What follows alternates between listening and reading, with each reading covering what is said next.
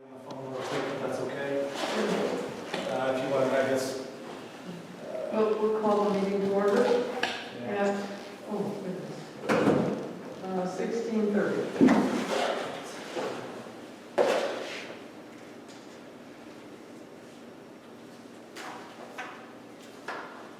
Open this up. So I'm just going to get this on video with everybody.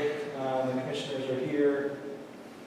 So we have Virginia, we have Pat Harper, we have Commissioner Newman over there, we have Linda as well, and Chief Shields.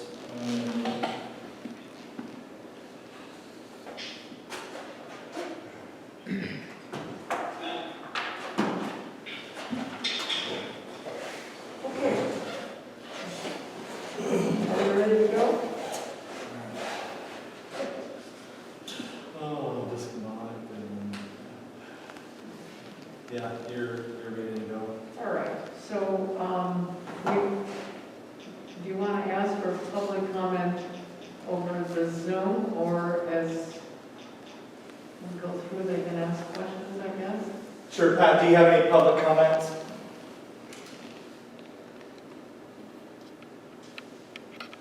Sorry, no, I don't. Okay, so he's the only one online Okay, at this point. good. There was really no easy way to get it out to the public that we were delaying. No, So hopefully there was very few people that came on and realized that it wasn't coming out.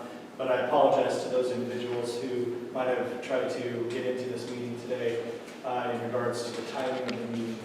So I apologize for that.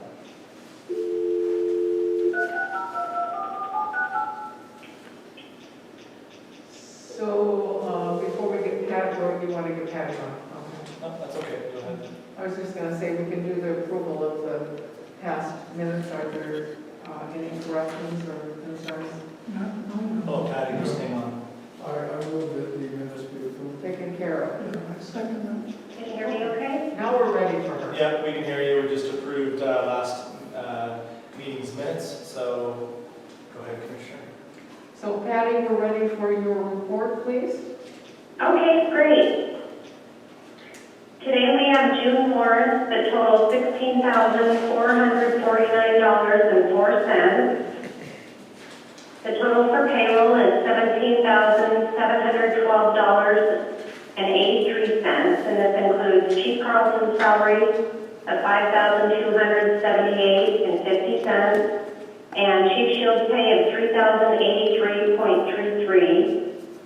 And there was one event for each of the commissioners and the secretary. And the total payout for the for the volunteers, warrants included, is $9,366. And I believe you have the May financial statements have been handed out for your review. So today I'm requesting a motion to approve the warrants and payroll for June as presented. Good, I would entertain a motion. Go ahead. Yes, I move that June warrants totaling $16,449.04 and June payroll of $17,712.83 be approved. Is there any discussion or questions? No, I second that. Okay. All right, in favor? It's passed. Okay. Do you have any questions for Patty about this? No, okay, all right. Go ahead, Patty. Okay, and then I have a budget update. As of May 31st, we have 64.89% remaining in the budget, and that is in comparison to 67.79 the same time last year.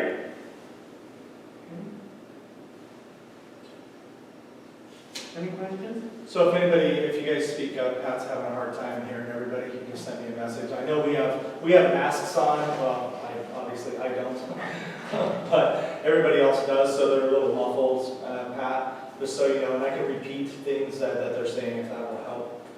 We are recording the meeting, and we'll be publishing, so hopefully the voices come over the meeting. Maybe turn the computer microphone, he asked.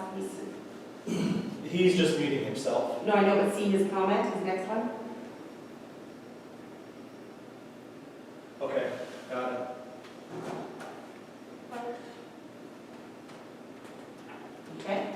that's any better?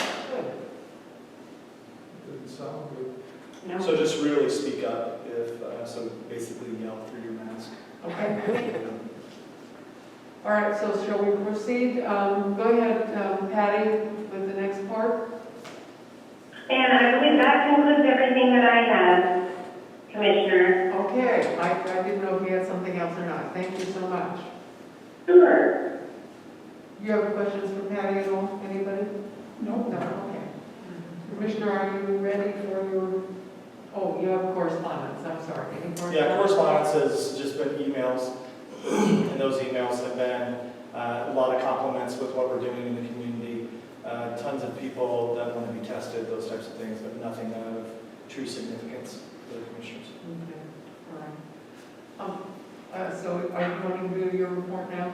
Yeah, I'll do the chief's report. I'd like to go back to the budget. You guys will notice that on the overall budget, we're about 3% more than last year at the same time. And please understand, a lot of that is due to the EMS supplies that I had to order. I have about $5,000 to anywhere from $6,000 to $10,000 worth of EMS equipment that was not planned that I've had to order during this COVID crisis pandemic. So that's where some of that difference comes from at this point. So I just wanted to make sure you guys understood that or had any questions regarding that. Okay. So the chief's report for the month of June for May 2020. The new website is live. I don't know if anybody has gone over the new website and typed in wcfd5.com and seen the new layout. It's very friendly for people to use. It has the same information that it had, but a fresh new look and more ability for us to keep updated within the computer, what would you call that, computer software that's necessary to run the website, because our Joomla website was not being supported anymore. So that's why we had to move over to a WordPress run or back-end run website. But it was really good. So if you have any recommendations, please let me know. Going through the website, updating certain verbiage and everything else right now, but all of our meeting minutes are on the website, just like our old one, and all the videos are on the website, so everything's still the same. Okay, all of our budgets, all of that still remains the same for public access. Do you have any idea how many people access the website? You know, we had about 50 people a month accessing our old website, viewing it, going through different areas. I would have to set up another, that was a Google extension that we utilized, so that would have to be set up with WordPress. I'll get a hold of Rick, who's our web designer, who set up the WordPress site for us, and see if WordPress automatically does that and sees about accessing that or setting up an account that would be able to track that for us. But we had some analytics on the old website. It's kind of interesting to know. Yeah. COVID testing, we have over 330 people tested within the community. As of today, I don't know of any positive. That can change, but I don't have any information at this point that I know of any positive people here within Point Roberts. We keep hearing little rumors here and there, but we want to definitely substantiate any rumors that we hear and validate. Again, I would ask anybody from the public that if they are positive, if they've had a positive test down south, that those individuals would contact us.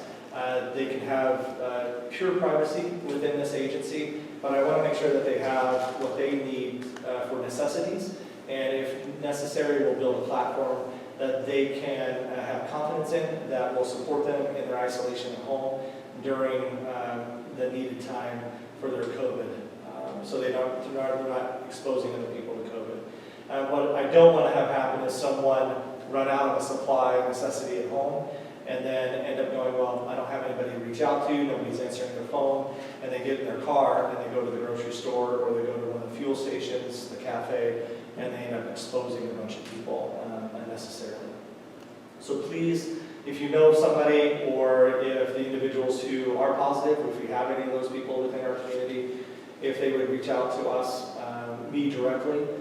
Again, their privacy is 100% with us. That's not going to be shared with the general public, and we just want to support you at this time and make sure that you have the necessities necessary. Our 4 new EMTs are scheduled to take their national registry exam, so their written exam, they all passed their psychomotor exam. The national registry exam will be coming up in the next 2 weeks for all of them. So hopefully they pass it on their first go, and we can get the applications to the state sent off, and then they can function in that EMT capacity here for our community. Do they take those here?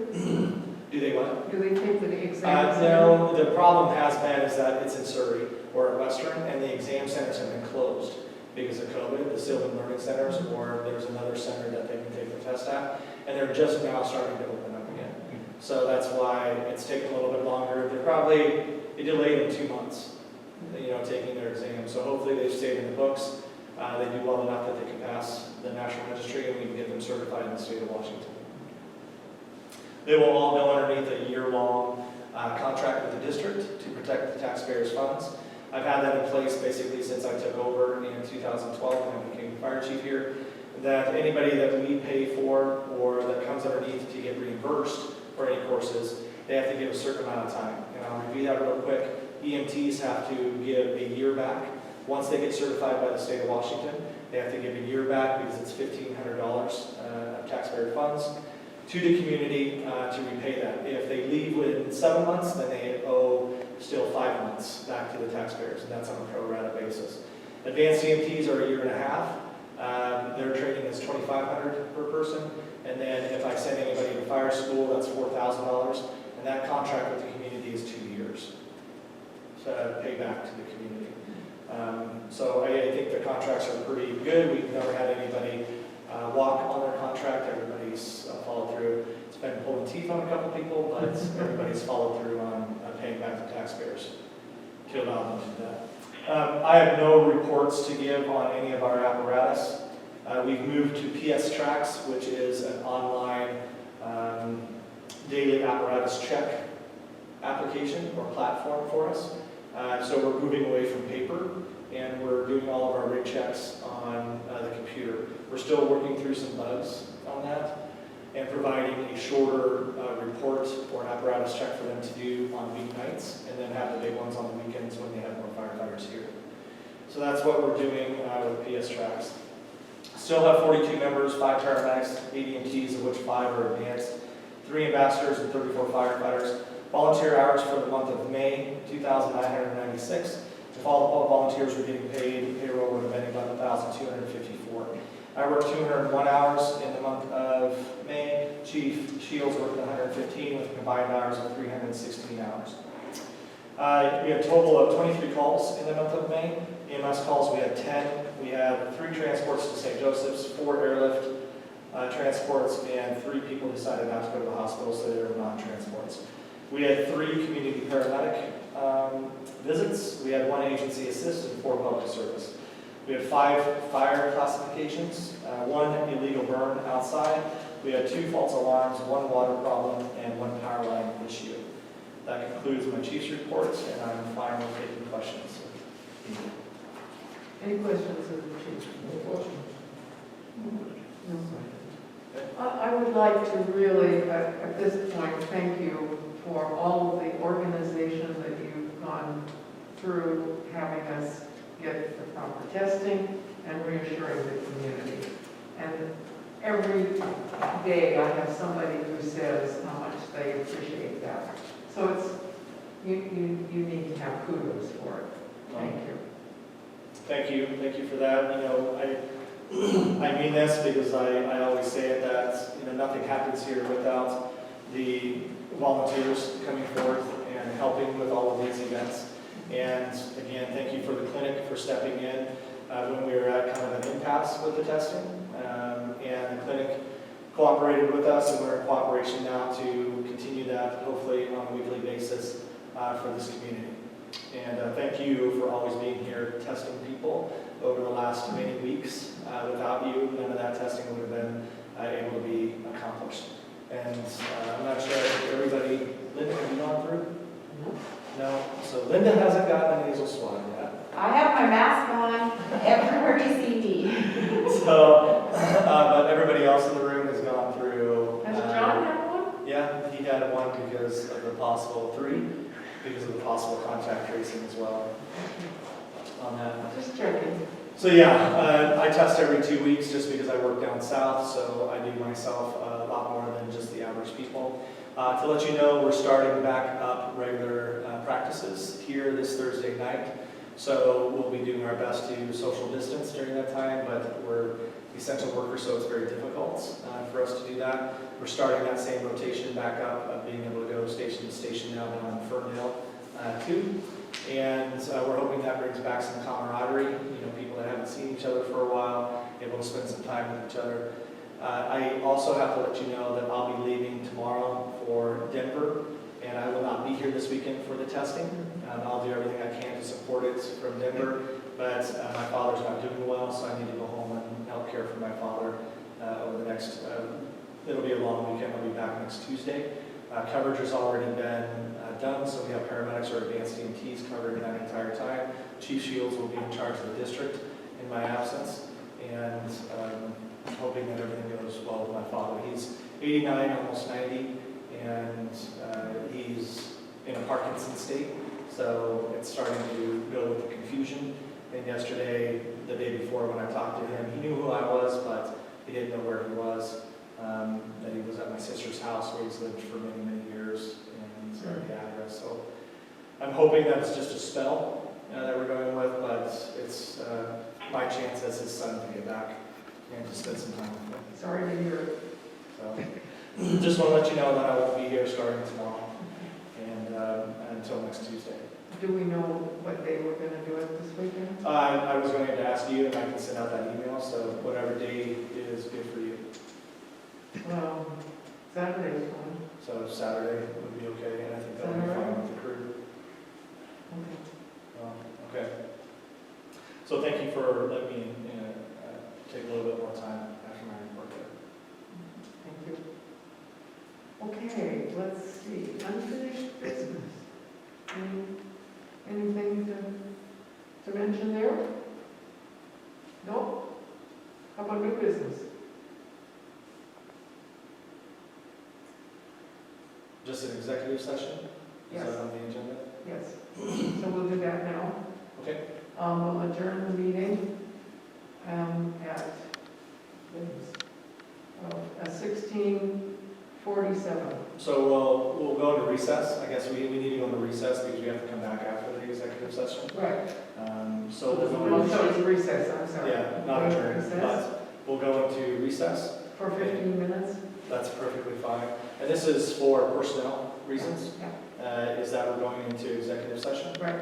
So we'll be coming back after 15 minutes, so what time is that? It would be 17:10, let's say 17:10. So 17:10, we'll reconvene the meeting after the executive session.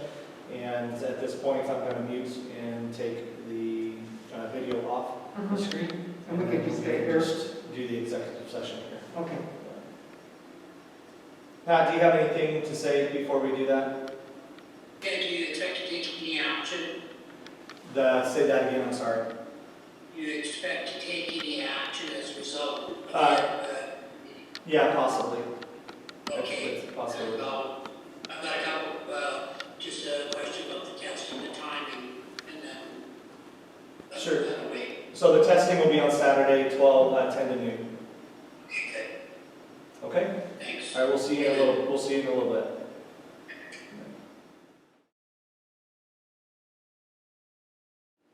Okay. We'll call the meeting back to session at 1700 exactly. Okay, the meeting's back in session at 1700 from the executive session.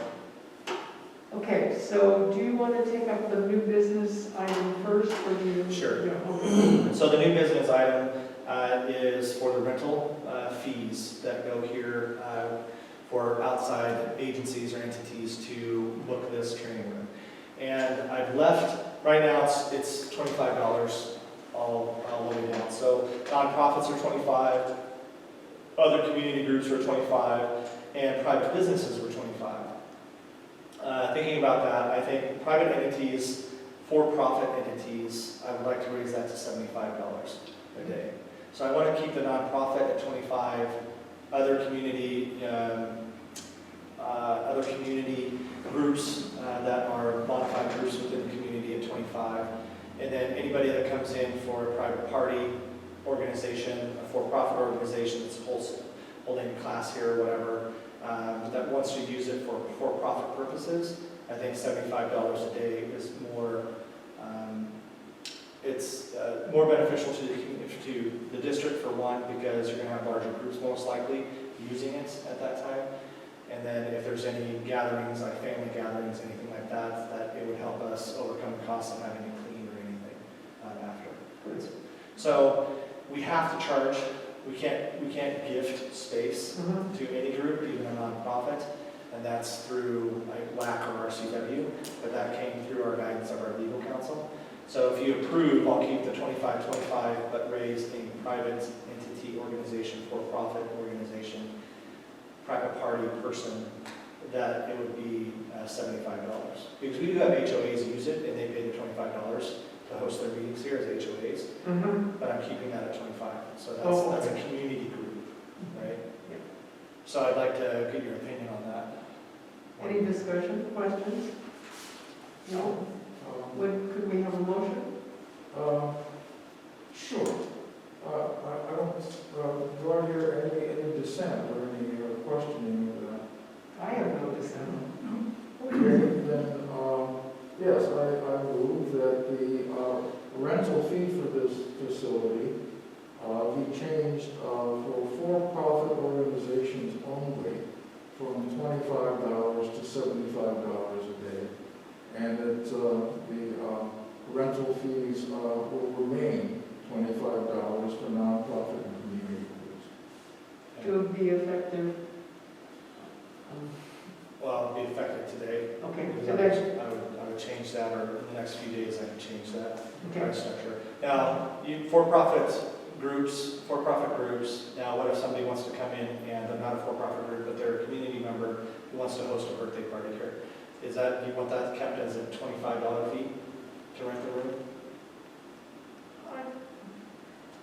I think that it should be the 75 So it would be a private agency, private organization, a for-profit organization. For-profit organizations and private parties. And private parties and or individuals who want to host an event here, it would be 75. Right. So can we amend that motion to that? Mhm. Yes. There we go. Okay. Let's, It's been amended. Okay, so we'll amend it since Linda, you wrote that down. Mhm. Linda, can you repeat that motion back? Motion that the rental fee for this facility for for-profit organizations and private parties be raised to $75 and leave the fees, which I've got, for the nonprofits to remain at $25. Okay. So there was a motion. The nonprofit and community organizations. Community organizations. Is there, you're good with that? Okay. It will pass then. Okay, so that's good to go. Thank you very much. Okay, if you want to speak of the executive session. Okay, so during the executive session, we discussed the possibility of extending the chief's contract for an additional 5 years to go to 2035. Is there a motion that you wish to present? Yeah, I would recommend we extend this contract to 2035. Okay,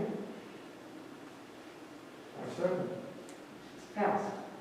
Now, do we need to have any other verbiage with that? No, yeah, I'll draw up, it's on record now, Okay, but I'll draw up the addendum okay, to state that no other part of my contract has changed. right. It's just extending out. Right now, it was through 2030, Mhm. and for multiple reasons, as explained, I've asked that it be extended out to 2035.